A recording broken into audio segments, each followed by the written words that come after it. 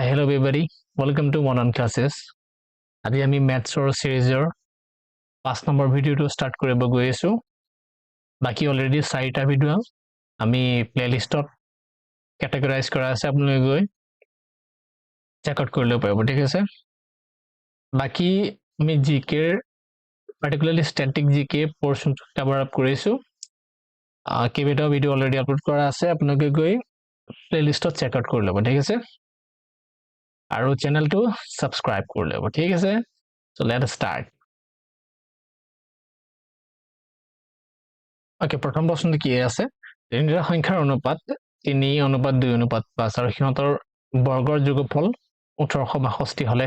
সৰু সংখ্যাটো কি? Okay, কি দি আছে? 3:2:5 সিহঁতৰ বৰ্গৰ যোগফল মানে কি? 9 3 2 4 5 25 কিমান দিয়া আছে? 1862। গোটেইখিনি যদি আমি প্লাস কো কিমান পাম? 9 4 13 38 পাম। গতিকে 38 ৰ মান কিমান দিয়া আছে? 1862। সো এফালে যদি আমি ক্যালকুলেশনটো কৰো 1862 38 আমাক কি সৰু সংখ্যাটো লাগে না, গতিকে আমি এই পোৰশনটো চাম, ঠিক আছে। আৰু দুইটো সবচে সৰু, ঠিক আছে। এতিয়া লাগি 38 ৰ ভ্যালু যদি 1862 হয়, আমি 4 টো উলিয়াই লম, ঠিক আছে। 4 কিমান হ'ব? 2 এ কাটিলে ইয়াক 38 ক 19 বাৰ যাব, 2 এ ইয়াক যদি কাটো মই 2 9 গুণ 18 2 3 গুণ 6 2 এ গুণ 2, ঠিক আছে। বাকি যদি 19 এ যদি ইয়াক কাটো কিমান 4 19 76 বাৰ যাব, 76 যোৱাৰ গলে 14 14 3 17 171 থাকিব। 171 ক যদি 19 এ কাটো 9 বাৰ যাব, ঠিক আছে। কাৰণ 9 9 গুণ 81 9 গুণ 9 9 8 17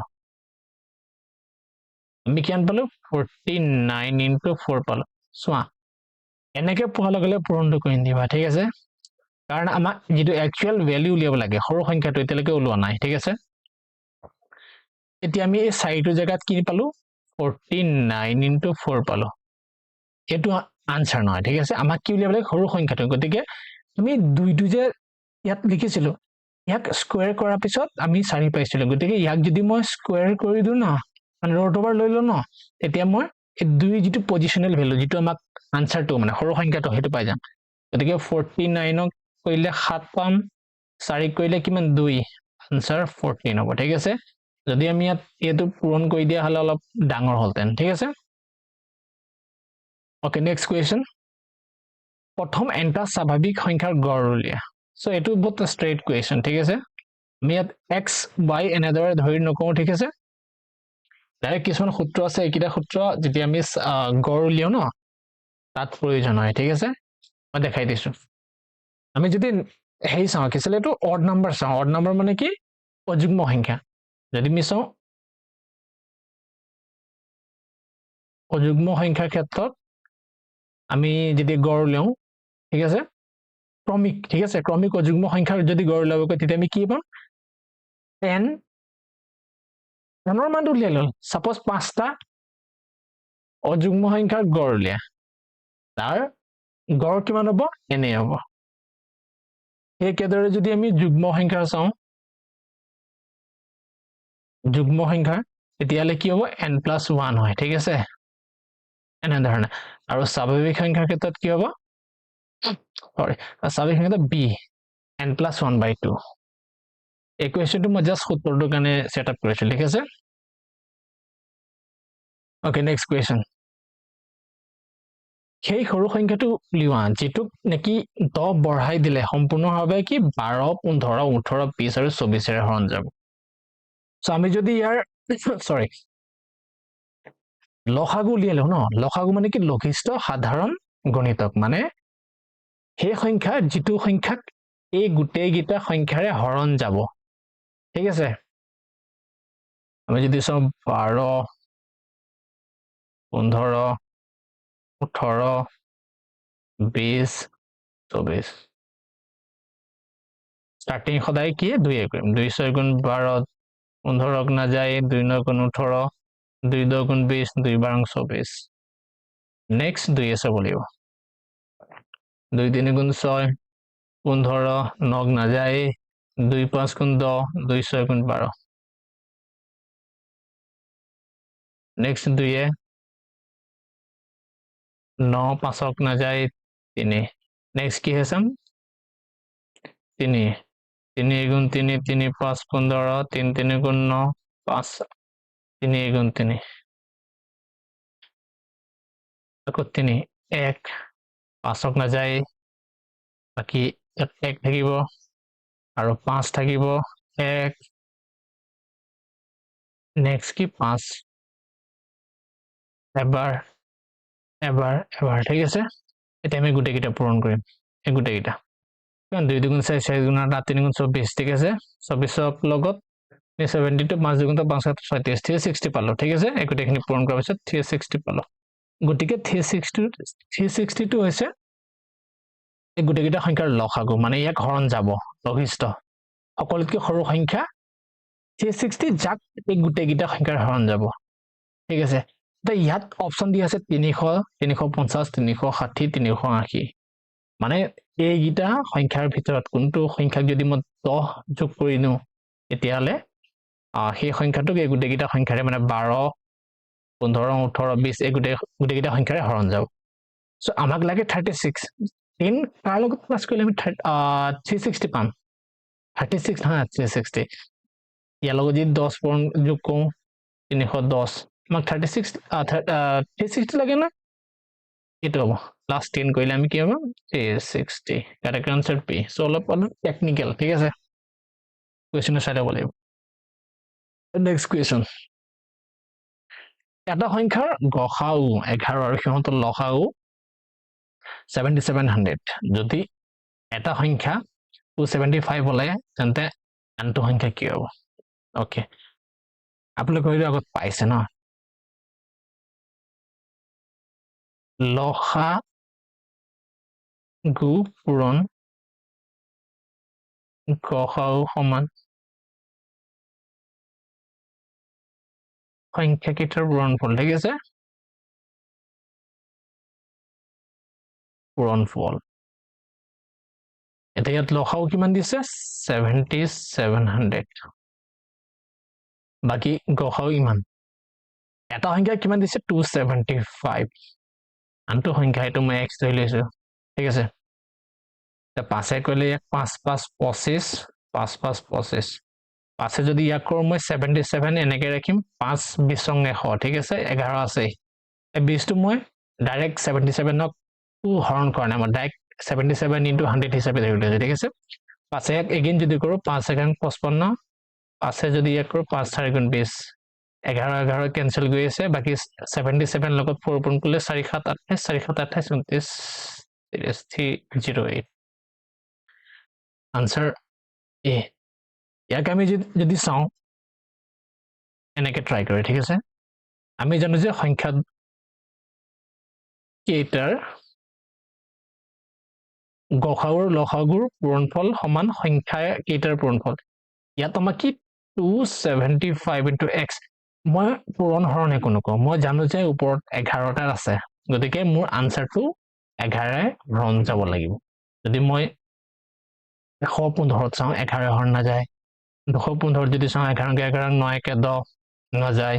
248 না যায় 22 কলে 228 না যায় অনলি পালো কি 308 সো এনে ধৰো কৰিব পাৰি ফাৰ্স্ট ট্ৰাই এনে ধৰণে কৰিব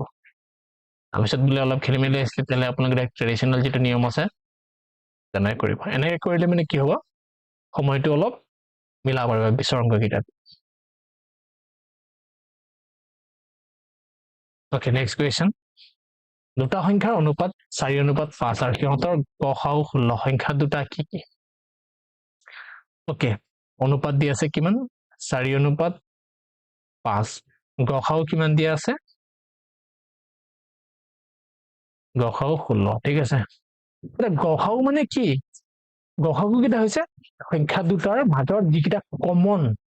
সংখ্যা ঠিক আছে হেগিটা যদি 16 হোৱা লগে ইয়াত 16 থাকিবই লাগিব ইয়াতো 16 থাকিবই লাগিব ঠিক আছে আমি যদি এনে ধৰণৰ চাও 4 16 64 5 16 80 ঠিক আছে ডাইৰেক্ট ওলাই যাব কিমান আছে আনসাৰ 6480 ঠিক আছে সি2 ঠিক আছে গসাগু লসাগু বাৰু মই ডেডিকেটেড ভিডিঅ' বনাম কনচেপ্ট ঠিক আছে নেক্সট কুৱেশ্যন 7 10 13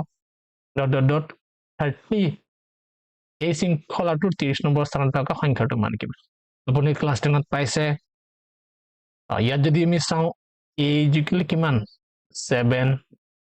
বাকি d ইকুৱেল কিমান 3 n 30 ঠিক আছে আমি কি ইয়াত কি সুধিছে সংখ্যাটো কি সুধিছে মানে an টো উলিয়াব লাগে an দেখে an is equal a plus n minus 1 into d a মান কিমান 7 plus মই ডাইৰেক্ট পাইছো 29 হ'ব বাকি d কিমান 3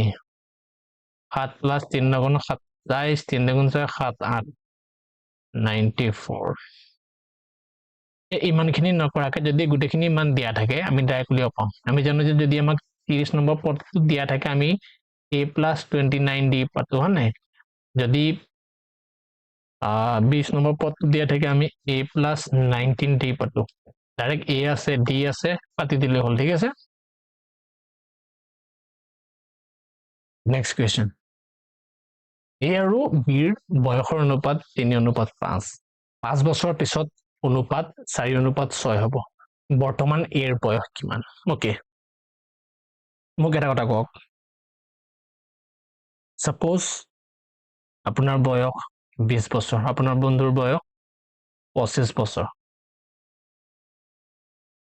বৰ্তমান যদি আমি চাওঁ তেওঁলোকৰ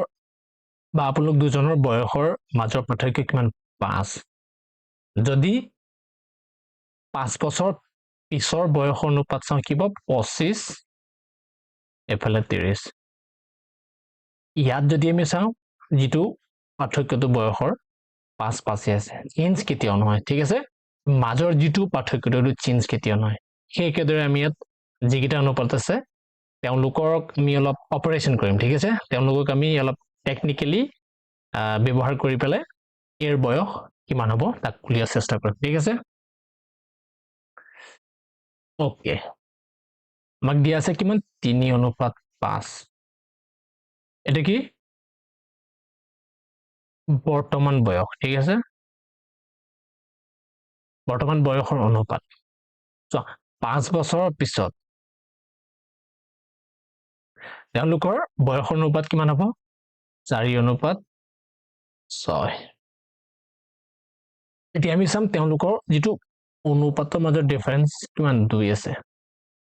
ইয়াত কিমান আছে 2 আছে গতিকে তাত কোনো খেলিমেল নাই আমাৰ যেটো বয়সৰ পাৰ্থক্যটো বয়সৰ মাজৰ পাৰ্থক্যটো 2 আছে ইয়াত আমি কি কৰিব লাগে চোৱা 3 ৰ পৰা 4 পাওঁতে কিমান বছৰ লাগিলে 5 বছৰ যদি আমি এই দুটা বিয়োগ কৰো 4 আৰু 3 1 1ৰ মান কিমান 5 ঠিক আছে 1ৰ মান যদি 5 হয় এৰ বয়স মানে এটো হতেছে এটো a আছিল এটো b আছিল একত যদি 5 হয় ঠিক আছে একত যদি 5 হয় এই একত যদি 5 হয় তিনিত কিমান হ'ব 15 হ'ব আকৌ বয়সৰ মাজৰ যেটো পাৰ্থক্যটো ন হেতু যদি আমি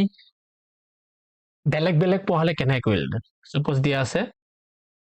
2:5 3:8 ইয়াত যদি পাৰ্থক্যটো চাই কিমান আছে 3 আছে ইয়াত 4 আছে ঠিক আছে এতিয়া আমি এই 3 টো ইয়াত পূৰণ কৰিব লাগিব মানে ইয়াত আৰু এই 4 টো ইয়াত পূৰণ কৰিব লাগিব ঠিক আছে এতিয়া মিলি যাব কেনেকৈ হ'ব চাবা 4 2 গুণ 8 4 5 20 সেই কেদৰে 3 3 গুণ 9 3 7 21 ডিফাৰেন্স কিমান আছে 12 ইয়াতো 12 ঠিক আছে এনে ধৰণে কৰিব লাগিব ওকে নেক্সট কোৱেশ্চন এক্সাম্পল যদি আমি পাও তেতিয়ালে আমি ডিসকাস কৰিম এই কনসেপ্ট ঠিক আছে সৰি সিয়ে 30 দিনত এটা কাম সম্পূৰ্ণ কৰিব পাৰে আৰু ডিয়ে 40 দিনত সম্পূৰ্ণ কৰিব পাৰে দুইজনে একেলগে কাম কৰিবলৈ আৰম্ভ কৰে কিন্তু ডি 10 দিনৰ পিছত গুছি যায় তেন্তে সিয়ে কিমান দিনত কামটো সম্পূৰ্ণ কৰিব ওকে সিয়ে কামটো কিমান দিনত 30 দিনত ডিয়ে 40 দিনত আমি সিম্পলি কি কৰিম হতৰ লসাগু লৈ লম 30 আৰু 40 লসাগু কিমান 120 30 120 ঘন কৰিলে 4 বাৰ যাব 40 কৰিলে 3 বাৰ যাব মই আপোনাক কৈছিলো এটো হৈছে ডে বা দিন কিমান 40 আছে ঠিক আছে যদি আমি এফিচিয়েন্সি চাও তেতিয়ালে ইয়াৰ উলটাটো হ'ব মানে 4:3 হ'ব ঠিক আছে এইছে না সিৰ কাৰণে এফিচিয়েন্সি কিমান পালো 4 আৰু ডিৰ কাৰণে 3 পালো এই 4 আৰু 3 টো আছে ক্ষমতাটো পাৱাৰটো কিমান এতিয়া চোৱা ইয়াত কি কৈছে দুইজনে একেলগে কাম কৰিবলৈ আৰম্ভ কৰে কিন্তু ডি 10 দিনৰ পিছত গুচি যায় গতিকে সি আৰু ডি এ 10 দিনটো কাম কৰিলে না না গতিকে আমি এনেকৈ লিখিব পাৰিম 4 + 3 * 10 মানে 70 120 ইউনিটৰ কামটোৰ 70 ইউনিট কাম অলৰেডি কমপ্লিট হৈ গ'ল কোনে কোনে কৰিলে সি আৰু ডি থাকিলে কিমান ইউনিটৰ কাম 50 ইউনিটৰ কাম ঠিক আছে 50 ইউনিটৰ কাম নেক্সট যেহেতু অকলে কৰিব হয় নাই সিৰ এফিচিয়েন্সি কিমান 4 ঠিক আছে যদি 4 এফিচিয়েন্সিৰে সিয়ে কামটো কৰে কিমান দিন লাগিব 4 * 48 4 5 গুণ 20 ইমান দিন লাগিব ঠিক আছে ইমান দিন লাগিব এটা ইয়াত সুধিছে যে সিয়ে মুঠতে কিমান দিনত কামটো সম্পূৰ্ণ কৰিলে এতিয়ালে কিমান পাম আগত 10 দিন লাগিছিল নহয় হেতু যোগ কৰিব লাগিব মানে কি 22.5 days বা দিন ঠিক আছে ওকে নেক্সট কোৱেশ্চন বছৰি 8% সৰল সুতত দুবছৰৰ বাবে 2500 টকাৰ ৰাশি বিনিয়োগ কৰা হয় গতিকে দুবছৰ পিছত লাভ কৰা মুঠ ধন কিমান হ'ব ওকে আমি সিম্পল কৰিম সূত্ৰসূত্ৰ পিআৰটি বা সূত্ৰৰ হাৰ মূলধন এইবিলাক আমি ইউজ নকৰো 2500 এটো মূলধন আছে লিখিছে 8% সৰল সুদ দুবছৰৰ বাবে 16% হ'ব ঠিক আছে ইয়াক কাটি দিলো মই এতিয়া মই এই 25ক 5 পূৰণ 5 লিখিব পাৰো না ঠিক আছে পূৰণ কৰিবলৈ সহজ হ'ব 5 × 80 ঠিক আছে 5 × 80 আৰু 80ক 5 কৰিলে 40 মানে 400 পালো 400 টকা 400 টকাটো কি সৰল সুদ মুঠ ধন বুলি কৈছে না মুঠ ধনত আমি কি কৰো যেটো মূলধন আছিল না হেতু যোগ সৰল সুদ গতিকে মুঠ ধন সমান মূলধন যোগ সৰল সুদ মূলধন কিমান 2500 আছিলে সৰল সুদ কিমান 400 টকা কিমান 2900 টকা ওকে ইয়াৰ কাৰেক্ট আনসাৰ হ'ব এইটো ঠিক আছে নেক্সট কোৱেশ্চন সৰি এজন মানুহৰ দৰমহা প্ৰথমে 20% বৃদ্ধি কৰা হৈছিল আৰু তাৰ পিছত 20% হ্ৰাস কৰা হৈছিল এক আমি নেট পাৰ্চেন্টেজ চেঞ্জ উলিওৱা সূত্ৰটো কৰিব বাকি এনে ধৰণে কৰিবা দেখাই দিছো এই 20%টোক মই যদি ভগ্নাংশত লিখো কিমান লিখিম 20 তলত 100 1/5 ঠিক আছে এতিয়া প্ৰথমে কি 20% বৃদ্ধি কৰা হৈছিল মানে কি 5ৰ পৰা 6 হৈছিল 5 আছিল 1 আছে না 1টো 5ৰ 20% ঠিক আছে গতিকে 20% বৃদ্ধি কৰা মানে কি 5 + 1 6 6 হৈছে ঠিক আছে 5ৰ পৰা 6 হৈছে নেক্সট 20% হ্ৰাস কৰা হৈছিল ইয়াত 5 এটা হ্ৰাস কৰা মানে কমাই দিয়া মূলধনৰ সৰি মুঠ যেটো আছে 5 5ৰ পৰা 1 কমাই দি কিমান 4 গতিকে ইয়াক যদি আমি অনুপাতত প্ৰকাশ কৰো তেতিয়ালে ইয়াত 5 ইয়াত 6 বহি যায় এই 5টো এইফালে সিধা এইফালৰ ইয়াত বহি যাব ঠিক আছে